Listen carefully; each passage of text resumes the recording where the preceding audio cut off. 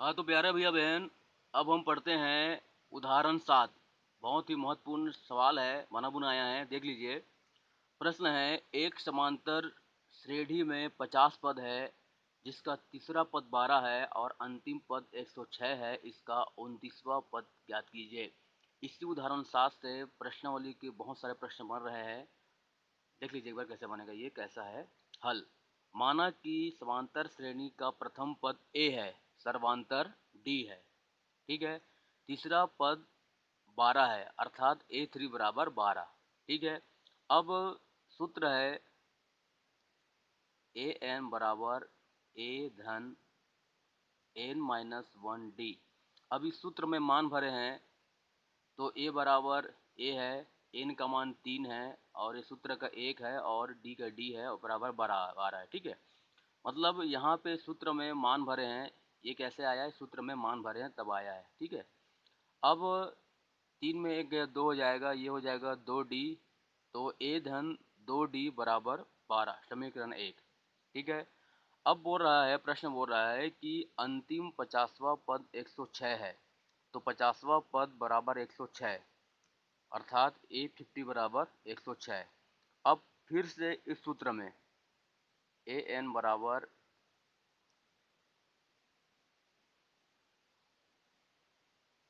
ए धन N minus 1 D. अब पुनः इस सूत्र में फिर मान भरे हैं, ए बराबर ए है और 50वां पद इसलिए 50 ऋण 1 हो जाएगा सूत्र अनुसार, और डी का मान तो पंडी माने हैं, ठीक है। और अंतिम पद 106 है, इसको इधर लिखे हैं, ठीक है। तो ये घट के हो जाएगा 49D, और इस प्रकार हमको समीकरण 2 प्राप्त होता है, ए धन 49D बराबर 106, समीकरण 2। अब समीकरण 2 में, अर्थात इसमें समीकरण 1 यानी इसको घटा रहे हैं, तो घटा दिए। देखिए समीकरण 2 है ए धन 49D बराबर 106, ये समीकरण 1 ये है, इसको इसमें घटाए हैं, इसलिए यहाँ पे ऋण ऋण ऋण, तो ये धन ऋण आपस में कट गया, यहाँ 0 आ गया, ठीक है।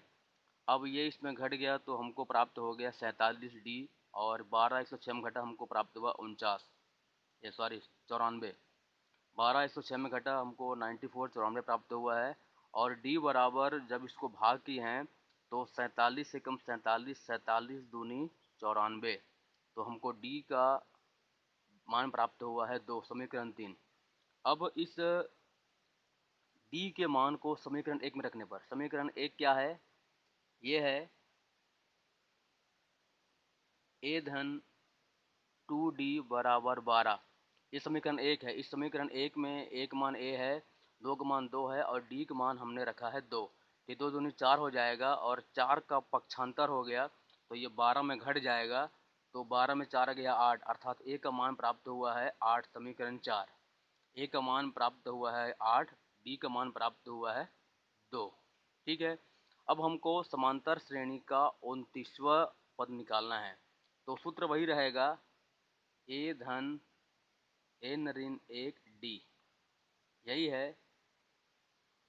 ये इसी सूत्र में मान भर रहे हैं, तो एक मान, ठीक है, ये है। और हमको निकालना पड़ रहा है 29वां पद, इसलिए यहाँ पे n बराबर 29 आएगा, ठीक है। तो ये हो जाएगा 29 ऋण 1 बराबर 28। अब डी का मान हमको मिला है 2, तो यहाँ पे 2 भर दिए। ए का मान निकाले हैं 8, तो यहाँ पे हमने 8 रख दिए।